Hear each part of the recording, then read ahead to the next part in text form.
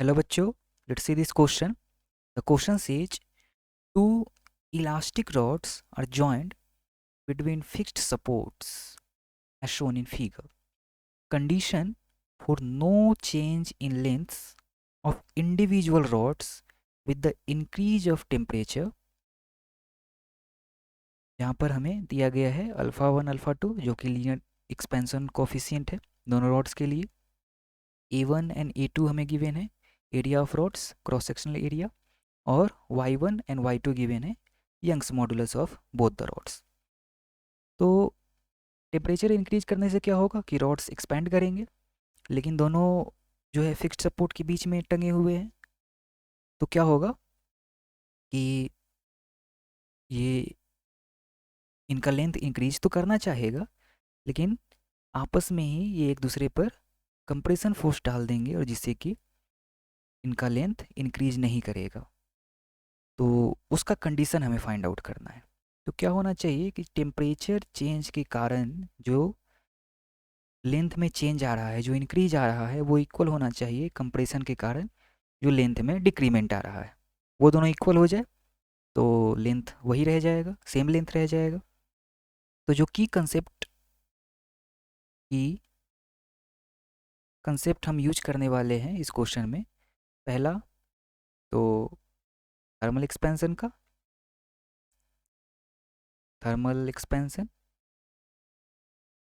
वो भी linear thermal expansion. और दूसरा हम यूज करने वाले हैं कंसेप्ट कंप्रेशन के कारण change in length, change in linear length.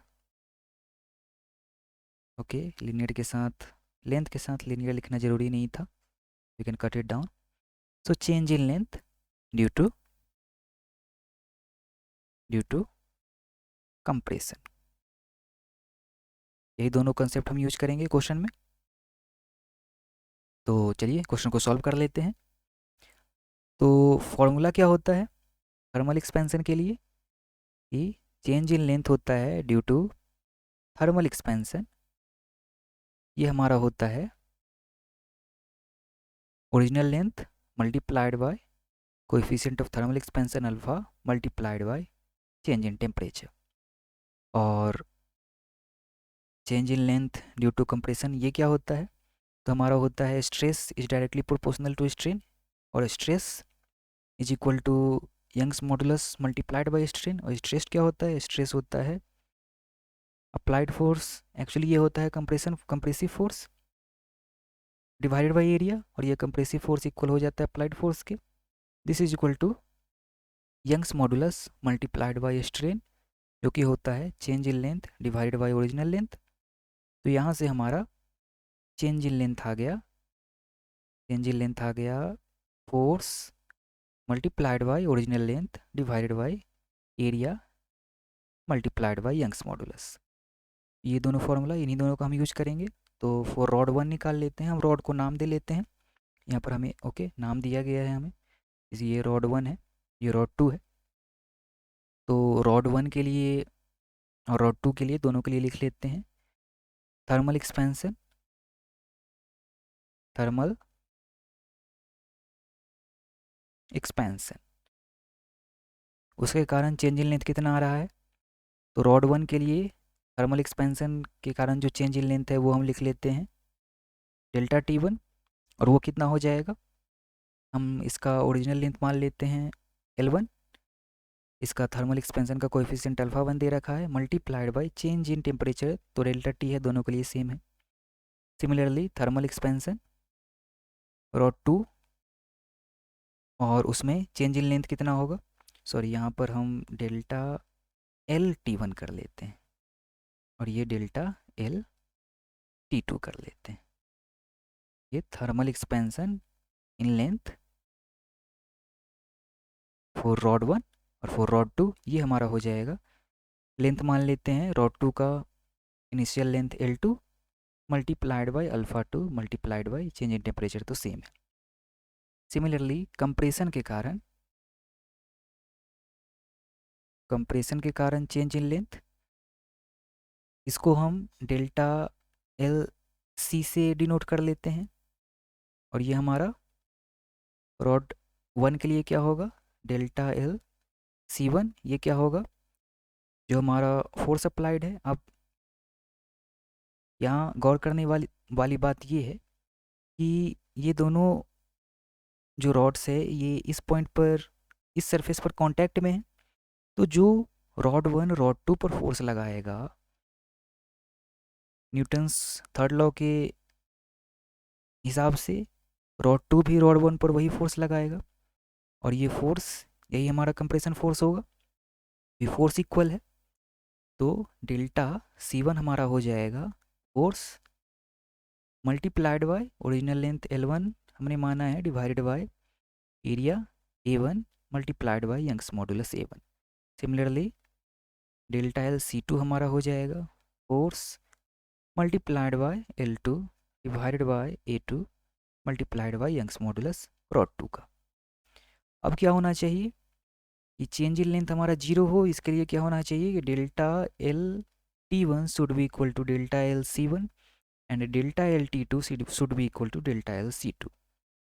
यानी delta L T1 should be equal to delta L C1। Delta L T1 हमारा क्या था, L1 alpha 1 delta T should be equal to delta L C1 हमारा कितना है, F L1 divided by A1 Y1।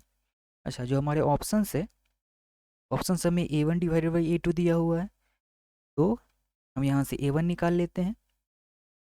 यहाँ से हमारा A1 आ जाएगा F L1 divide by, sorry यहाँ से L1 और L1 को हम डिवाइड कर लेते हैं। ये हमारा L1 और L1 डिवाइड हो जाएगा, तो हमारा ये L1 नहीं बचेगा, हमारा क्या बचेगा, F divided by alpha 1 A1 Y1 and delta T। Similarly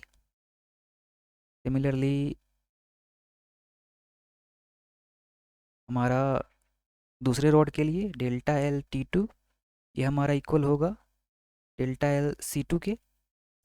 तो हमारा L2 alpha 2 delta T should be equal to F L2 divided by A2 Y2। तो यहाँ से हमारा A2 आ जाएगा। अगेन हम L2 को डिवाइड कर लें, तो हमारा A2 आ जाएगा F divided by alpha 2 A2, sorry यहाँ पर A1 नहीं आएगा क्योंकि A1 को तो हमने लिख ही लिया है। तो अल्फा 1 Y1 डेल्टा T और अल्फा 2 Y2 डेल्टा T। तो हम A1 डिवाइडेड बाई A2 कर लें, तो हमारा A1 डिवाइडेड बाय A2 ये हमारा हो जाएगा। A1 हमारा कितना आया है, F divided by alpha 1 Y1 delta T। तो F divided by alpha 1 Y1 delta T and this is divided by F divided by alpha 2 Y2 delta T। Again यहाँ हमारा F डिवाइड हो जाएगा, डेल्टा T डिवाइड हो जाएगा। तो बचेगा क्या, ये अल्फा 2 Y2 ऊपर चला जाएगा और अल्फा 1 Y1 नीचे चला आएगा। तो A1 डिवाइडेड बाई A2 हमारा हो जाएगा alpha 2 multiplied by Y2 divided by alpha 1 multiplied by Y1। चलिए ऑप्शन मैच कर लेते हैं। ये हमारा ऑप्शन डी मैच कर रहा है, तो ऑप्शन डी करेक्ट ऑप्शन होगा। Hope you understood it well, best of luck.